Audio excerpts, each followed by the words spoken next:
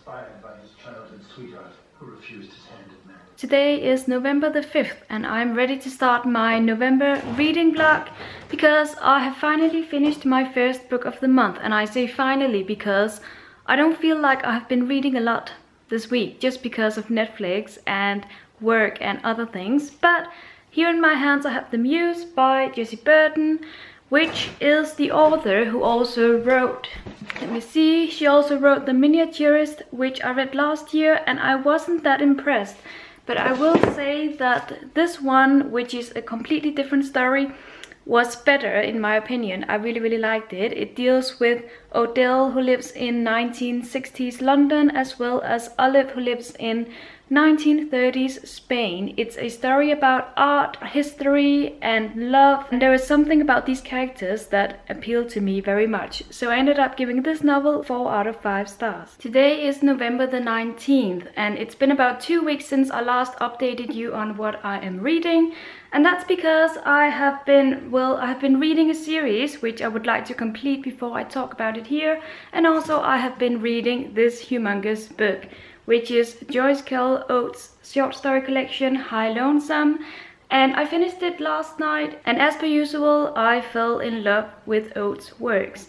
I loved some of the stories, and a few of them didn't really appeal to me that much. But most of all, I really loved these stories. Oates has a way of creating intense and very honest stories with some kind of a twist over the span of a few pages. Her characters are so vivid and the stories grab me, and I just really like her for that. She writes those kinds of stories that I really admire. So needless to say that I really like this compilation and I ended up giving it 4 out of 5 stars. It is now later in the day and I just finished the series I was talking about, which is Emily of New Moon by Ellen Montgomery, and I really liked it. Each and every book I rated 4 out of 5 stars, but to be honest, the complete series I would rate 5 out of 5 stars. I don't know if that makes sense, but sometimes you acknowledge the series as a whole more than the individual books. I don't know how that is, but that's just the way it is. This one follows Emily from New Moon, who lives in Canada, and what I like about it is that in contrast to Anne of Green Gables, Emily in this series actually develops and we get to follow her over the span of years, and her development is simply fascinating. So I loved it a lot more than the first 3 books in Anne of Green Gables, and I definitely recommend it. It is Tuesday morning and I am sitting in my office working, and then I just happened to be looking out at this gorgeous view. Hope you can see it. I feel like I'm standing here every time I update you this month. So I have now finished another book, which is Sticking to America by Anne Tyler. I seem to be reading an Anne Tyler book every month, which is good because I do want to get to know her very well and I do own a lot of her books. So this one turned out to be the November book, and it was a really good reading experience because it started out quite plain and then it turned kind of boring, but then it ended really well, so that I ended up giving it 4 out of 5 stars. It deals with 2 families who live in America and who decide to adopt 2 Korean girls, and the families don't know each other, but they happen to meet each other at the airport because they are adopting the girls on the same day. And that's where the story takes off. But what I like the most about it is that we also get to follow the families and their developments, because it's not just about the girls' developments, which I really admired. So as I said, I gave this one 4 out of 5 stars. Today is Monday, November the 28th, and I've spent the past weekend watching Gilmore Girls Revival, which was such an amazing experience. I grew up with Gilmore Girls when I was a teenager. I loved the show and it was such a pleasure to watch the crew reunited. I watched all 4 episodes this weekend and I couldn't have asked for more. It was so brilliant, I was so happy, and it was just perfect, really perfect. So I'm very happy, and the reason why I'm telling you this is because I haven't finished any more books yet, but I am currently reading 2 books, which I'm not sure I will be able to finish either of them before this month ends, but I can't show you what I'm reading.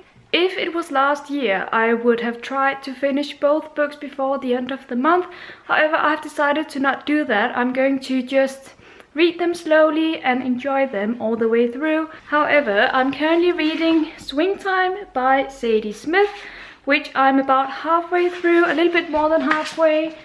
And the other book I'm currently reading is completely different from Swing Time, and that is a young adult fantasy book. This is Heartless by Marissa Meyer.